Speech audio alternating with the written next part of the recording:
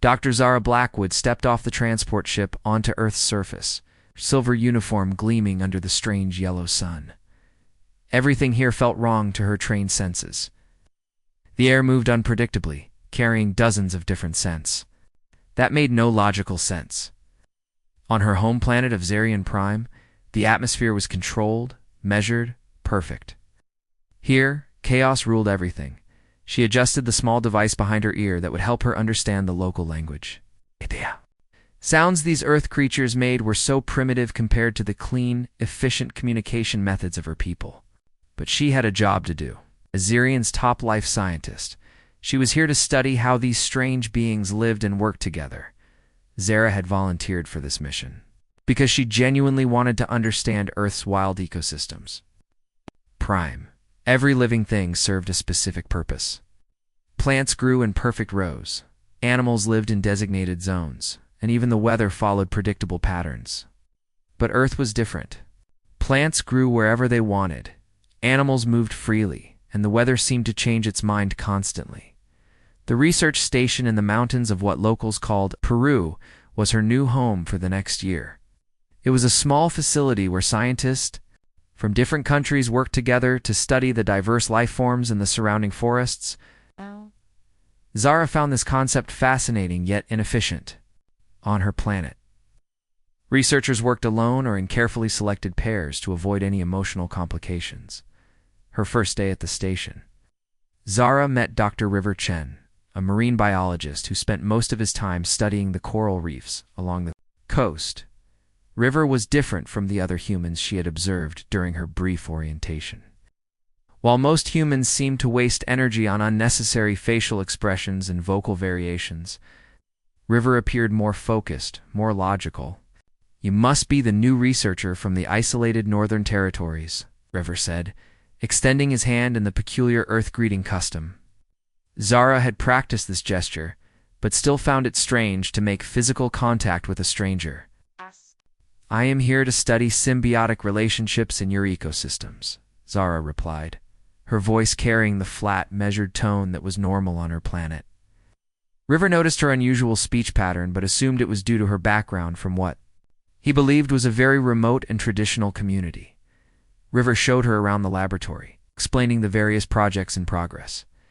Zara was genuinely impressed by the sophisticated equipment, though it was still centuries behind what her people used. What truly captured her attention was River's passion for his work.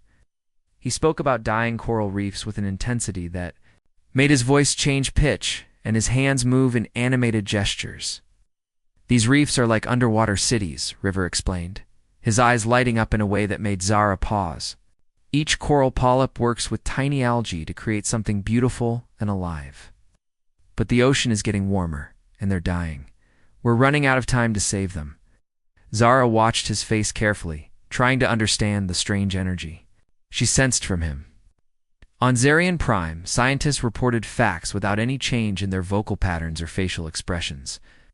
But River seemed to be experiencing some kind of internal reaction to his work that affected his entire body language. "Why does the fate of these creatures cause you to behave differently?" Zara asked, genuinely curious. River paused, surprised by her direct question. "Because they're beautiful and they're dying." "Don't you feel anything when you see something beautiful being destroyed?" Zara considered this carefully. On her planet, beauty was measured by efficiency and logical design. The coral reefs were certainly complex systems, but she had never considered them beautiful in the way River seemed to mean. "I find their biological mechanisms interesting," she said finally. Over the following weeks, Zara threw herself into her research, working alongside River to understand the complex relationships between different species in both the mountain, forests, and coastal waters. She was particularly fascinated by the way certain fish species had developed partnerships with sea anemones, each providing something the other needed to survive. But she was equally fascinated by River himself. He worked long hours like she did, but he also did things that made no logical sense. He would sometimes stop his work just to watch the sunset through the laboratory window, listen to sequences of sounds that humans called music while he analyzed data. He even talked to the fish in the research tanks, though they clearly could not understand him. "Why do you engage in these inefficient behaviors?" Zara asked one evening as River hummed quietly while organizing his notes. River looked up, amused by her direct way of asking questions. "What do you mean? You stop working to observe the sky changing colors? You listen to organized sounds that serve no research purpose? You speak to creatures that cannot respond? These actions do not advance your scientific goals." River laughed, and Zara noticed how the sound seemed to come from deep in his chest, creating vibrations she could almost feel. "Not everything has to have a purpose, Zara. Sometimes we do things just because they make us feel good." This concept of feeling good was completely foreign to Zara. On her planet, satisfaction came from completing tasks efficiently and contributing to the greater good of their society. The idea of doing something simply because it created pleasant sensations seemed wasteful and potentially dangerous. But as days passed, Zara began to notice small changes in herself. The music that River played in the laboratory no longer seemed like meaningless noise. Sometimes she found herself stopping to listen to the patterns and rhythms. The mountain sunsets that River enjoyed watching began to hold her attention too, though she told herself she was simply observing the atmospheric conditions. Most concerning of all, she began to enjoy their conversations. River asked questions about her supposed homeland, and she found herself creating elaborate stories about life in the fictional isolated northern territories. She should have felt guilty about lying, but instead she felt something she could not name when River smiled at her stories or laughed at her observations about Earth customs. River, meanwhile, found himself increasingly drawn to Zara's unique perspective. Her questions about human behavior made him think about things he had always taken for granted. Her precise way of speaking and her intense focus on details impressed him. There was something mysterious about her that made him want to know more. "Different from anyone I've ever met," River told her one evening, as they watched the stars appear over the research station. "Different how?" Zara asked, though she was afraid she already knew the answer. "You see things clearly, without all the emotional noise that usually clouds our judgment. But lately, I've noticed you seem more... I don't know. More like the rest of us." Zara's heart rate increased, though she tried to keep her expression neutral. River was right. Something was happening to her, something that would have horrified her people. She was developing the very emotional responses that her species had worked so hard to eliminate. That night, as she lay in her small room at the research station, Zara faced a terrifying realization. She was beginning to feel things she had no words for in her own language. And the most frightening part was that she did not want these new sensations to go away. 3 months had passed since Zara arrived at the research station, and something was terribly wrong with her body. Every morning when she woke up, she felt a strange pulling sensation in her chest whenever she thought about seeing River. People had trained her to recognize all physical symptoms of illness, but this was something completely different. She had started keeping a secret journal, documenting these unusual changes in herself. Her heart rate would increase when River entered the room. Her skin temperature would rise when he stood close to her while they worked. Most disturbing of all, she found herself thinking about him even when he was not around.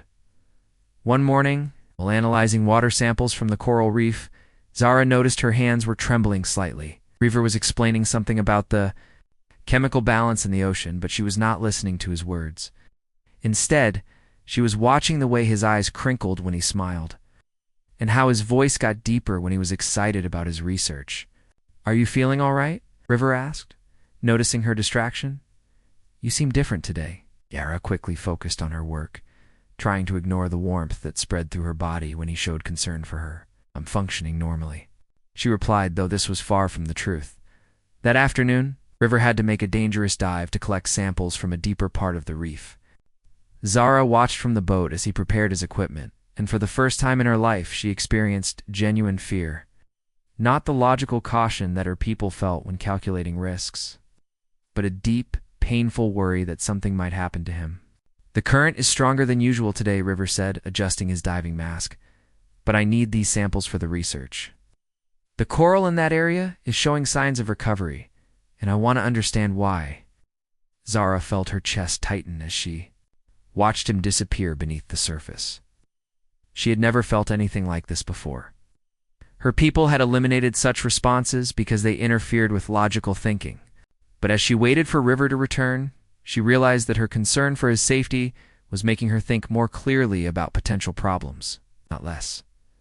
When River finally surfaced 20 minutes later, Zara felt relief flood through her system. The intensity of this emotion shocked her. She had to grip the side of the boat to steady herself as waves of feeling washed over her.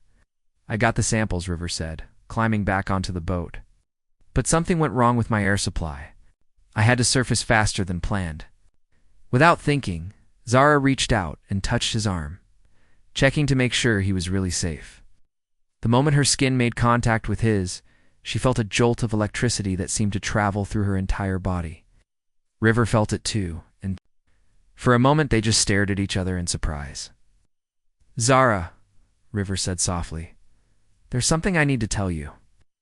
But before he could continue, Zara pulled her hand away and busied herself with organizing the sample containers. She was terrified of what he might say, and even more terrified of how she might respond. That evening, Zara sat alone in her room, trying to understand what was happening to her.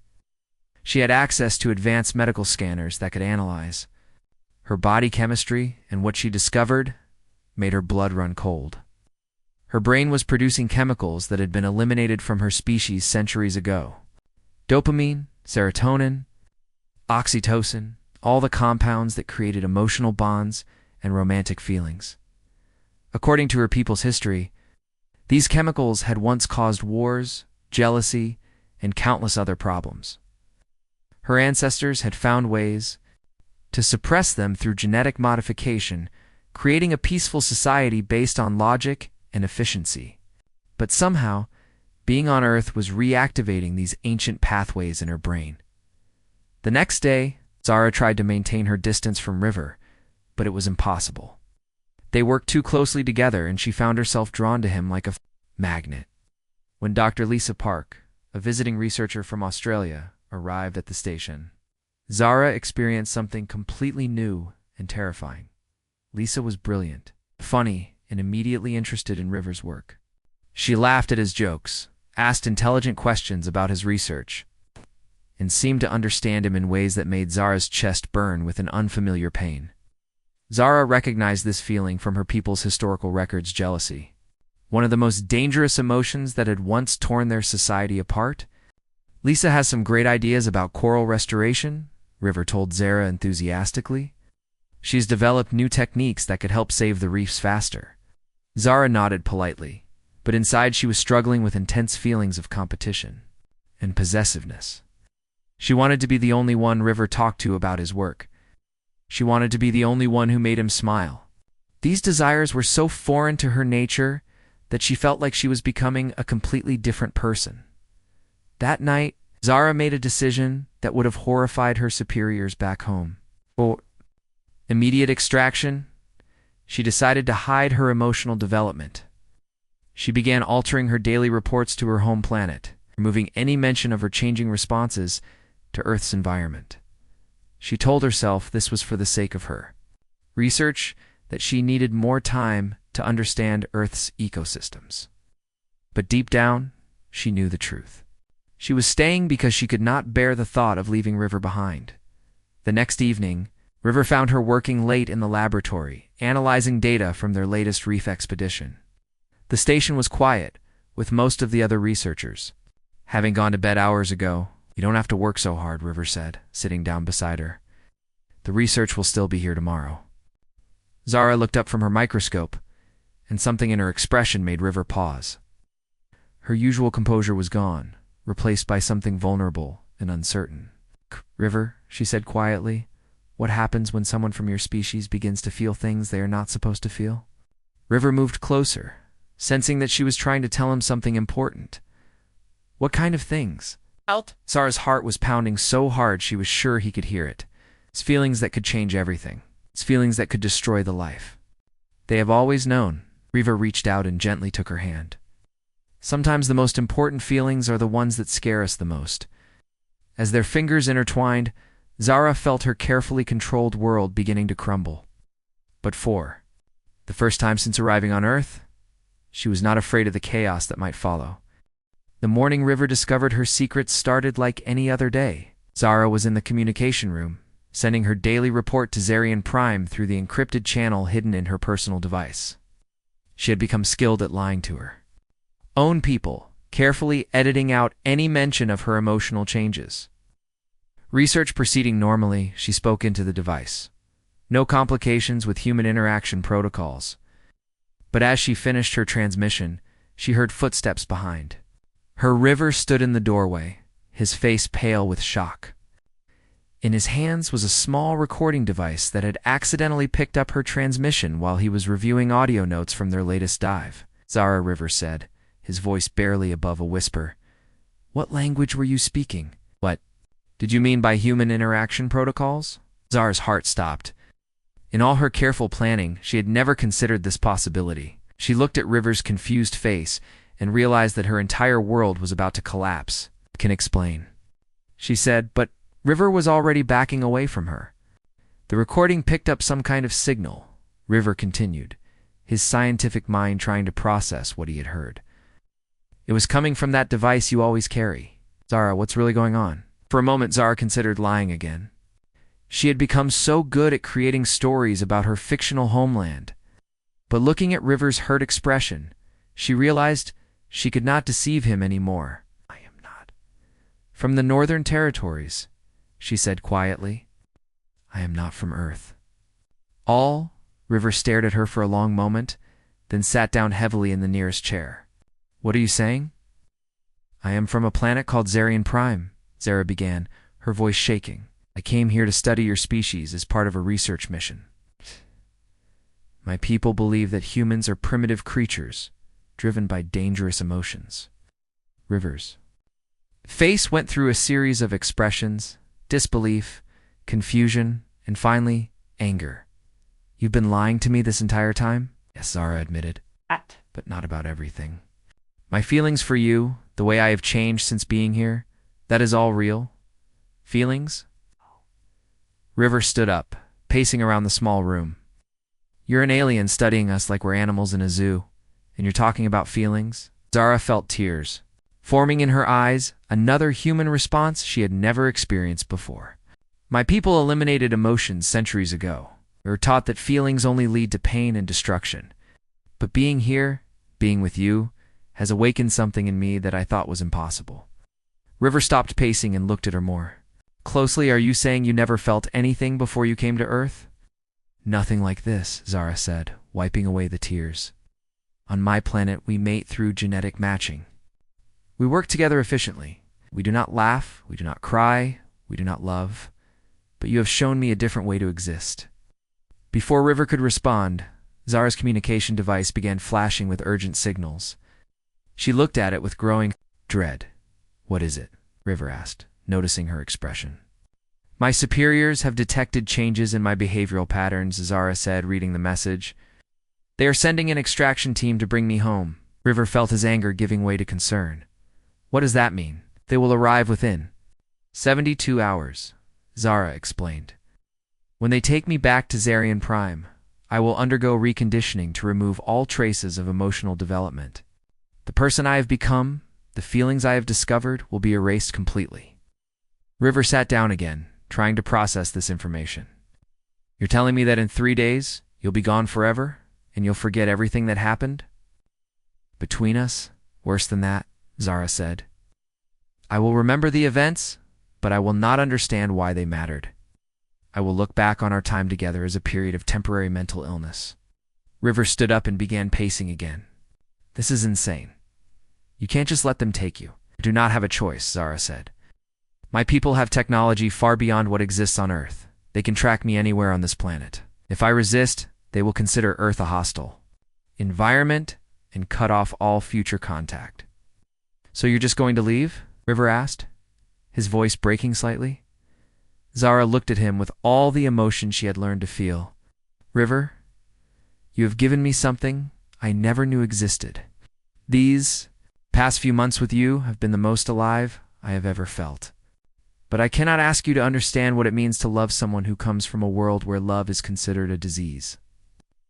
River moved closer to her. Try me. When I return home, I will be cured, Zara continued. I will go back to my old life, working efficiently, feeling nothing, contributing to our society's goals. I will probably be assigned to mate with someone chosen by our computers. And I will raise children who will never know what it means to laugh, or cry, or feel their heart. Skip a beat when someone special walks into the room. River took her hands in his.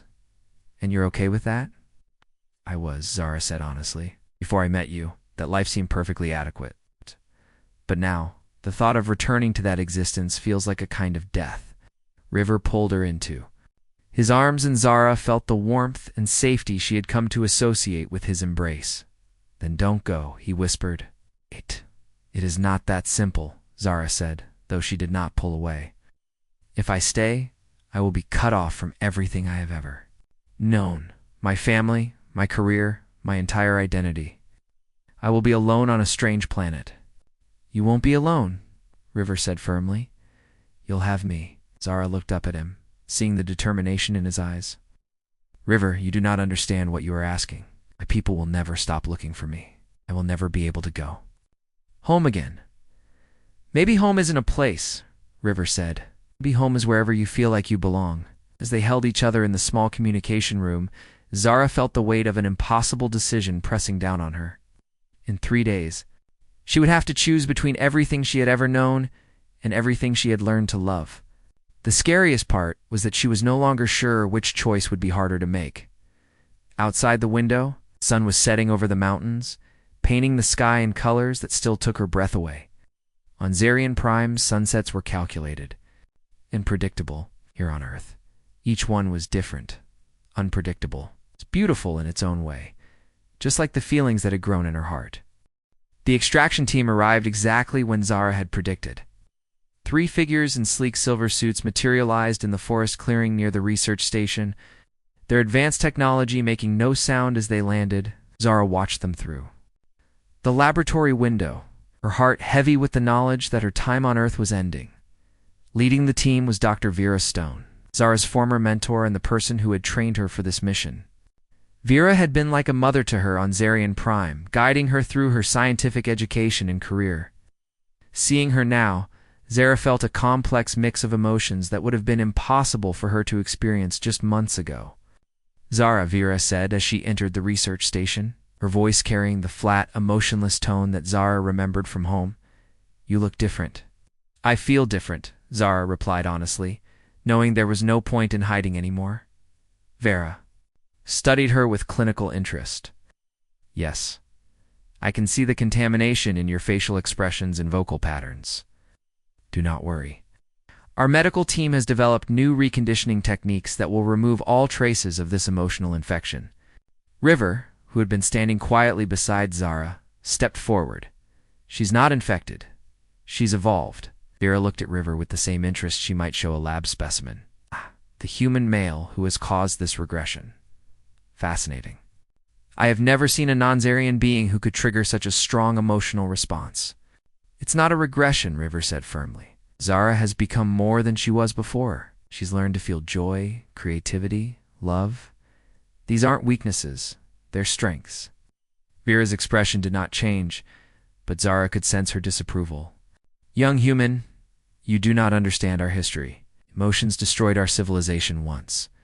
Wars, jealousy, hatred, all stemmed from the chemical reactions you call feelings. We eliminated them to create peace. But you also eliminated growth, River argued. Zara's emotions have made her a better scientist, not a worse one. Made discoveries about coral reef restoration that neither of us could have made alone. This caught Vera's attention. Explain. River and Zara exchanged glances. They'd been working desperately for the past 3 days, trying to complete their research before the extraction team arrived. What they had discovered was revolutionary, but they had not had time to fully document it.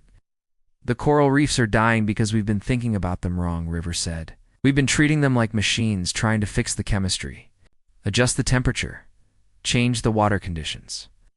But Zara realized something different. The reefs are not machines, Zara continued, her voice gaining strength. They are communities. The coral and algae do not just exchange nutrients, they communicate. They form emotional bonds that help them survive stress together. Vera looked skeptical. Emotional bonds? In simple marine life? Not emotions as humans? Experience them, Zara explained. But chemical communications that create partnerships, cooperation, even what you might call trust. When I started feeling emotions myself, I began to understand these relationships in a new way. River pulled up their data on the laboratory computer. Look at these results. The coral sections that showed the strongest recovery were the ones where the organisms had the most complex communication patterns. It's like they were supporting each other through the environmental stress. Vera studied the data, her scientific mind unable to dismiss the evidence. This is ... unexpected. That's not all, Zara said, feeling more confident. I've been analyzing the social structures of the research team here. The scientists who work together most effectively are not the ones who simply exchange information. They are the ones who have developed emotional connections, trust, friendship, even romantic bonds. She gestured to herself and River. Our research improved dramatically after we began developing feelings for each other. The emotional connection enhanced our ability to communicate, to understand each other's ideas, to work as a true team. It was quiet for a long moment, processing this information. Even if this is true, she said finally, it does not change the fact that you must return home. The High Council has decided that your condition is too dangerous to be allowed to continue. What? If I refuse to go? Zara asked quietly. Then we will take you by force, Vera replied. Your transport ship is programmed to return to Zarian Prime with or without your cooperation.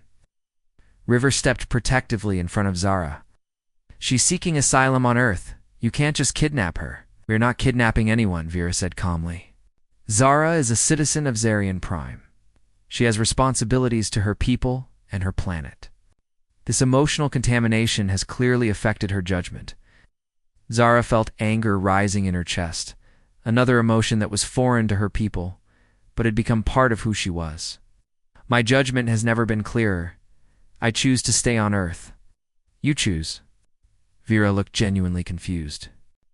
Zara, individual choice based on personal desire is exactly the kind of thinking that led to the destruction of our old civilization. You cannot make decisions based on feelings. Why not? Zara asked.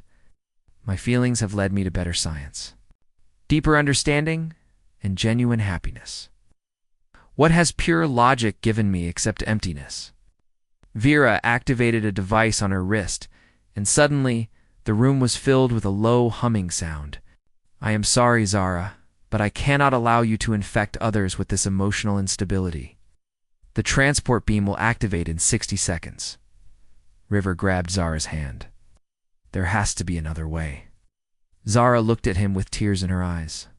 River, I want you to know that loving you has been the most important thing I have ever done. Even if they erase my emotions, I will always be grateful for the time I had to feel what it means to be truly alive. But as the transport beam began to charge, Zara made a decision that surprised everyone, including herself. She pulled out her own communication device and began rapidly entering commands. What are you doing? Vera demanded. I am broadcasting our research findings to the underground network on Zarian Prime, Zara said, her fingers flying over the controls. There are others like me, young people, who have been secretly questioning why we eliminated emotions. They need to know that feelings are not a weakness. Vera lunged forward to stop her, but River blocked her path. Let her finish. I am also transmitting all of my personal logs from the past 6 months, Zara continued. Every emotion I have felt, every discovery I have made, every moment of joy and love and even pain. I want them to understand what we have lost. The transport beam reached full power, but Zara had one more surprise. She raised her device and brought it down hard on the floor, smashing it into pieces. Now they cannot track me, she said, turning to Vera. And they cannot force me to return. Vera stared at the broken device in shock. Zara, what have you done? You have cut yourself off from everything you have ever known. No, Zara said, taking River's hand. I have chosen everything I want to know. The transport beam flickered and died without its target to lock onto. Vera and her team would have to return to Zarian Prime without their prize. carrying news of a rebellion that had already begun to spread across their emotionless world. 6 months after destroying her communication device, Zara stood on the deck of the research vessel, watching the sunrise paint the ocean in shades of gold and pink. She no longer took these moments for granted. Every beautiful sight, every feeling of joy, every touch of River's hand was a gift she had chosen to keep. The legal process of gaining asylum on Earth had been complex, but governments around the world were fascinated by her story. Scientists, philosophers, and leaders wanted to understand what her people had lost when they eliminated emotions. Zara had become not just a refugee, but a bridge between two completely different ways of existing. "The Coral Restoration Project is working better than we ever imagined," River said, joining her at the railing. "The reefs we've been treating with the emotional communication principles are showing recovery rates 3 times faster than traditional methods." Zara smiled, still amazed by how this simple facial expression could convey so much meaning. It makes sense. When living things support each other through difficult times, they become stronger together. She thought about the secret messages she had been receiving from Zarian Prime. Her broadcast 6 months ago had reached exactly the people she had hoped it would.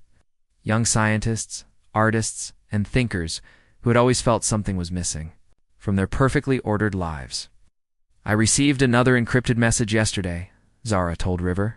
"There are now over 200 people on my home planet who are secretly working to rediscover emotions. They call themselves the Feeling Revolution." River took her hand, interlacing their fingers in the gesture that had become as natural as breathing. "Are they in danger?" "Some have been caught and sent for reconditioning," Zara admitted. "But others are getting better at hiding their emotional development. They're learning to feel joy, curiosity, and even love, while maintaining the appearance of perfect logic." The irony was not lost on her. She had spent months on Earth learning to feel, while her people back home were learning to feel while pretending. Both journeys required courage, but in different ways. "There's something else," Zara said, pulling out a small device River had never seen before. "I've been working on this in secret. It's a communication system that can't be traced by my people's technology." River examined the device, recognizing some Earth components mixed with technology far beyond anything humans had created. "Are you planning?" "I want to establish a permanent communication network between Earth and the resistance movement on Zarian Prime," Zara explained. "They need to know they're not alone in their journey to rediscover emotions." Over the following weeks, Zara and River worked together to set up the communication network. They reached out to scientists, artists, and philosophers on Earth who were interested in sharing their understanding of emotions with beings from another world.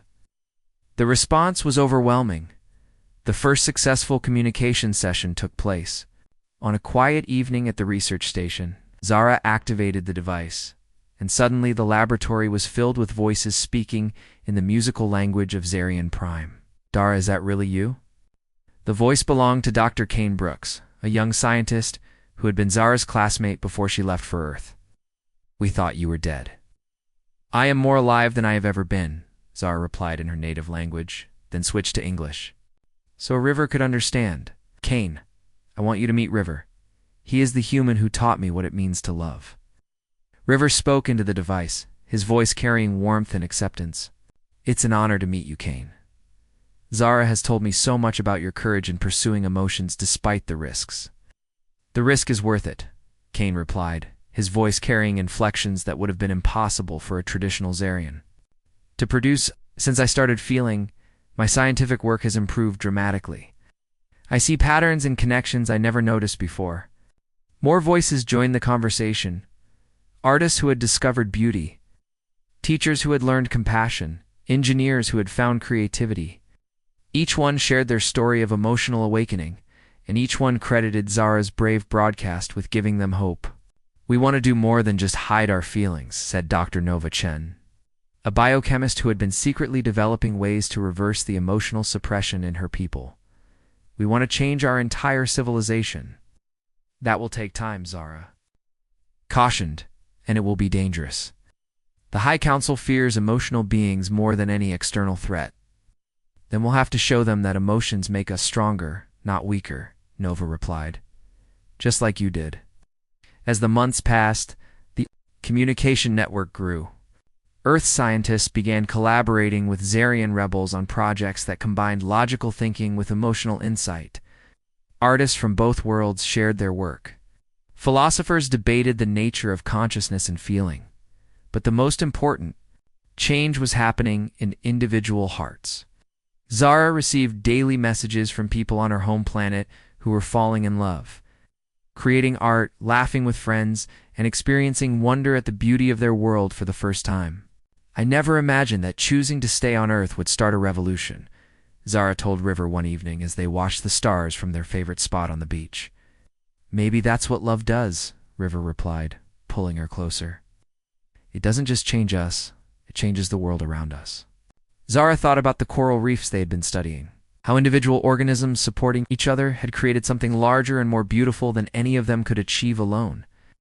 "I used to think that emotions were a weakness that would destroy civilizations. Now I understand that they are the force that builds civilizations worth saving." River reached into his pocket and pulled out a small box. "Speaking of building something worth saving," he said, opening it to reveal a ring made from a piece of coral they had helped restore. "Zara, will you marry me?" Zara looked at the ring, then at River's face.